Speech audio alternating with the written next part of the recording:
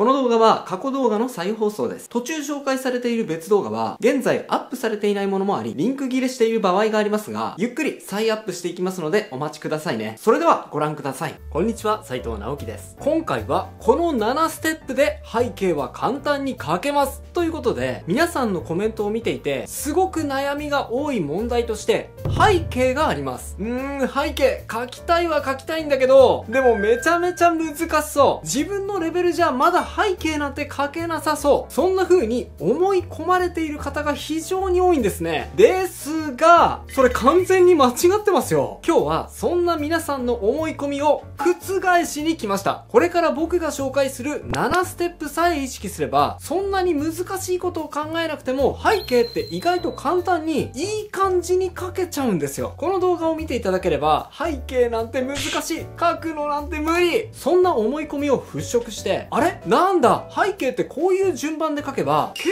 構いい感じに描けるじゃんというように驚くべき変化を感じていただけると思います。いやもうね、背景が気軽に描けさえすれば圧倒的に見栄えがするイラストをどんどん描けちゃいますので、この講座、背景が不得意と思い込んでいる人ほど必見の内容ですよ。ぜひ最後までお付き合いください。それでは早速行ってみましょう。何を描くか決める。まずですね、何を描くにしても絶対大事なのが、イラストを描く前に何を描くのかある程度決めておくってことです。その意味でも、最初にこんな風にめちゃめちゃ簡単にでいいので、イラストのオーラフを描いておきましょう。今回はあまり描くのが難しくないモチーフを選んで描いていきます。僕もね、結構その傾向があるんですが、背景に困ったらとりあえず海と入道雲を描いておけば、なんとかなる感じがあるのでね、今回はオーソドックスに海と入道雲の組み合わせを描いていきます。ただね、それだけだと芸がないので、手前にもう使われなくなった踏切や停留所を描いて、ちょっと切なげに海を見つめている女の子のシルエットも付け加えていこうかなって思っております。はい、こんな感じですね。なんかもう雑もいいところですが、この時点では自分の頭の中だけで想像が膨らませられればいいのです。描きながらね、こんな雰囲気にしたいなあ、こんな色味にしたいななど、妄想を膨らませながらオーラフを書いていってくださいね。こんな風に絶対に表現したい事柄については文字で書き留めておいてもいいでしょう。ざっくり書けたら次の段階に進みますね。色を決める。次は色を決める作業です。ここでもう色決めちゃうのって意外に思う人もいるかもしれませんが、はい、そうです。というか、この時点で色を決めちゃっておくとめちゃめちゃ楽なので、騙されたと思ってやってみてください。多分ね、書きやすさに驚くはずです。で、どうやって決めるかなんですが、僕の場合はこういうカラーチャートの本から綺麗だと思ったり、今の気分に合うような色の組み合わせを選ぶことが多いですね。今回の場合には、このエレガントというカラーテーマを選びました。で、そこからこの5色を選びます。はい、ここからね、3色から5色ぐらいこのようにピックアップしてカラーパレットを作っておくと迷わずに色を置いていけるのでおすすめです。今回は背景が主体のイラストにするので、1色だけアクセントになるように鮮やかな感じの色を1色加えてアレンジしてもいいかもしれません。なので、この2番目の色を少し鮮やかなシアンがかった青色に変更してみました。この辺はね、今やってもいいですし、後で絵を描きながら調整してもいいでしょう。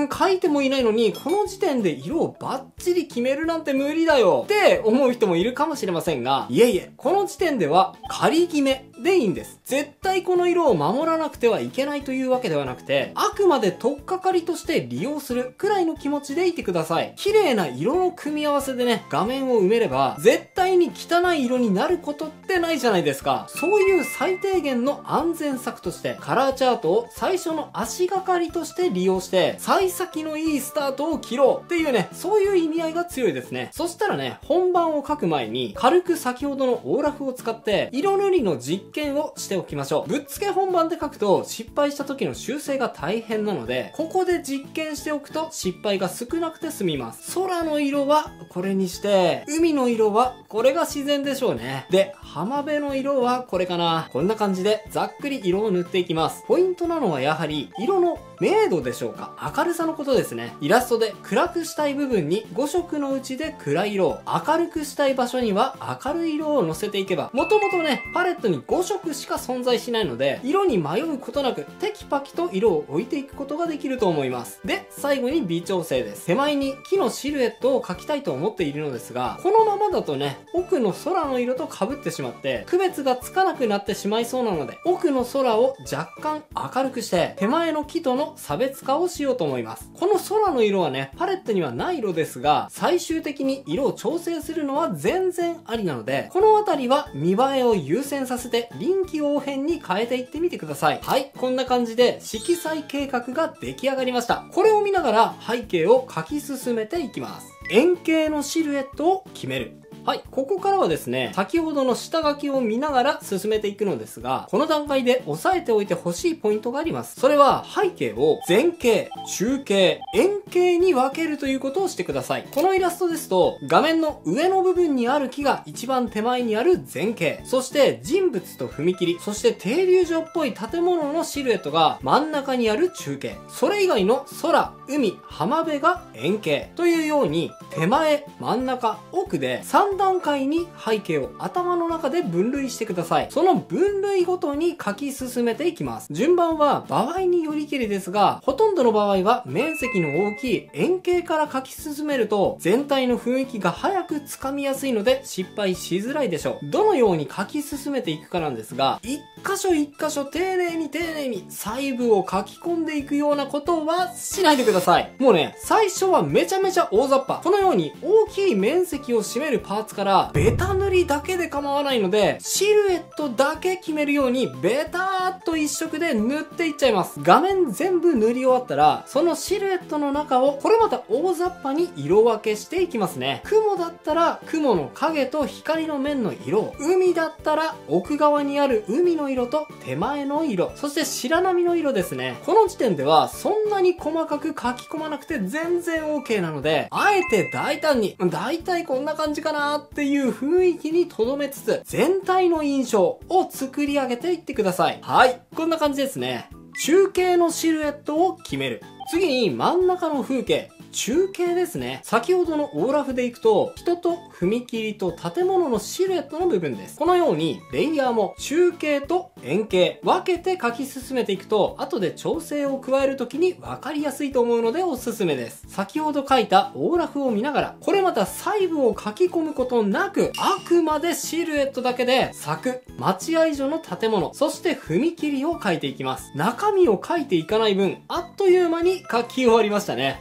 先ほど言うのを忘れていましたが、色についてのワンポイントレッスン。背景にはなるべく黒を使わない方がセンスよく見えます。というのはどういうことかというと、今から描く絵をキャラクターイラストの背景に使う場合には特にそうなのですが、黒ってね、キャラクターを引き締めたり際立たせるために使うことが多いので、背景にはね、使わないでいた方がキャラクターをより際立たせてくれる場合が多いと思います。これは時と場合によるので、もちろんね、絶対に黒を使っちゃダメということはありませんが、黒以外の色で背景を構成した方がいい感じになる場合が多いということです。頭の片隅に覚えておいてくださいね。前景のシルエットを決める。次に前景ですね。前景は最も手前にある景色のことです。このオーラフで言うと、木のシルエットがそれに当たります。これも進め方としては一緒です。先ほどと同じように細部を書き込んでいくことはせずに、ベターっと一色でシルエットだけを取っていきましょう。枝の生え方や葉っぱの付き方を想像しつつ、特にレイヤーを分けることもしなくていいです。パッと見の印象を第一に考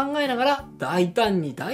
書き進めていきますね。はい、これもね、シルエットだけなので一瞬で書き終わってしまいました。はい、ここで一旦全体を眺めてみましょう。5色の色を組み合わせてオーラフを描き、そしてそのオーラフをもとに前景、中景、円景と3つの区分に分けて、ほとんどベタ塗りだけで色面を分けた状態なんですが、どうです？なんかもう正直この状態でクオリティ高くないですか？もうこのまま絵はがきとかにしてみてもいいような気がしますよね。そうなんです。実はこの時点で背景としてはもう十分成り立っているので、ここまで来ることができれば背景ってもう描けたも同然なんですよ。ね？めちゃめちゃ簡単でしょ？細部を書き込む。さて、ここからはおまけの部分。今までのところだけでも十分ですが、もうちょっとクオリティをアップさせて背景を仕上げたいという人はですね、ここからさらに細部を書き込んでいきましょう。例えば、空と雲の色について、先ほどは単色で塗っていきましたが、これだけだと雲の立体感が際立ちませんよね。なので、ここからは今塗った色をベースにして、もう少し明るい色、もう少し暗い色、グラデーションをかけるための間の色と、最初に決めた5色のパレットにはないけど、もう少し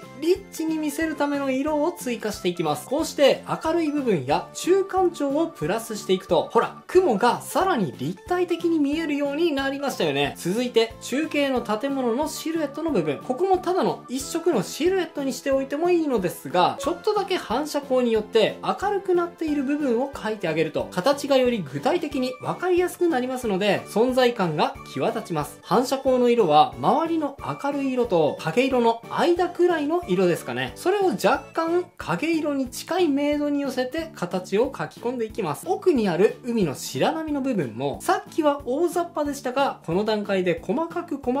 き込んでいくのもいいと思います。なぜね、最初に細かく書き込みを行わずに、ベタ塗りでシルエットだけを取っていき、そしてこの段階で改めて細かく書き込んでいくのかというと、それは全体のバランスを取るためです。これは別に今回の背景に限ったことではないんですが、よくね、背景が難しいって思い込んでいる人はどういう書き方をしていくのかというと、こういう書き方をしていくんですよ。じゃあ最初に踏切書いていくか。踏切の写真を見ながら、どうなってるんだ？ここがこうなってて、で、ここが、こうなってて、で、ここがこうなってて、で、こうで、こうかな。もう、細かすぎてわからん。てか、画面の端っこだけ書いただけでこれだけ大変なのに、こんなの大変すぎて、やってられるか。背景、難しい。やめ。こういう書き方、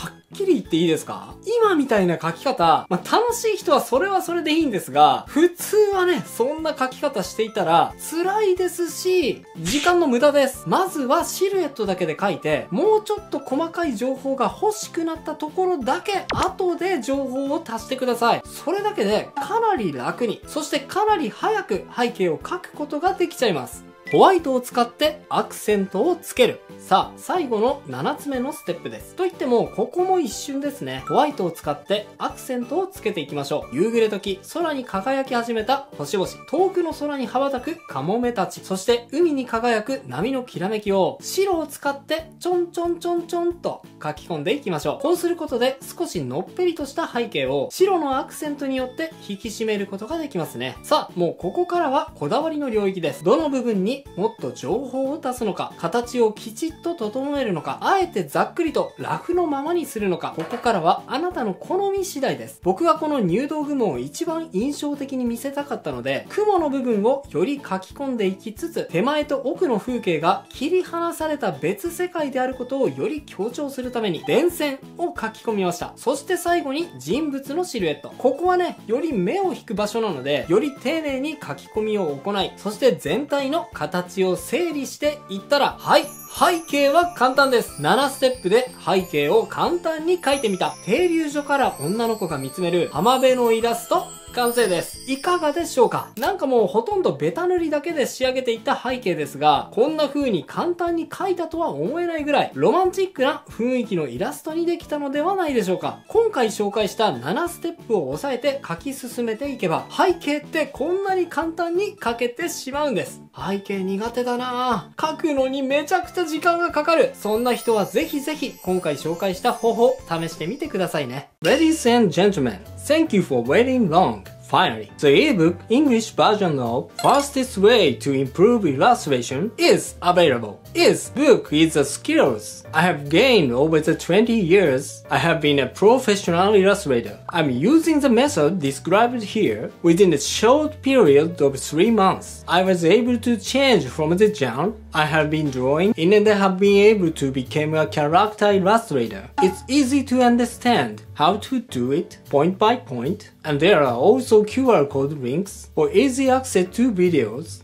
that can help you practice, so you can gain the knowledge essentially and improve your drawing quickly. Your friend might be surprised if your drawing suddenly improves. It also contains many of my actual practice sketches. The price is 2,200 yen. That's roughly $16. You can buy it here on the booth website. Press the top right button to select English. Of course, you can also be purchased from abroad, not only Japan. If you are interested in this book, you put the link in the description below the videos, so you can check it out. If you want to use the skills of your art to achieve your dream, this book will surely help you. Let me help you to your dreams come true. ということで再放送をお届けしました。いかがだったでしょうか？新チャンネルのチャンネル登録と高評価もよろしくお願いします。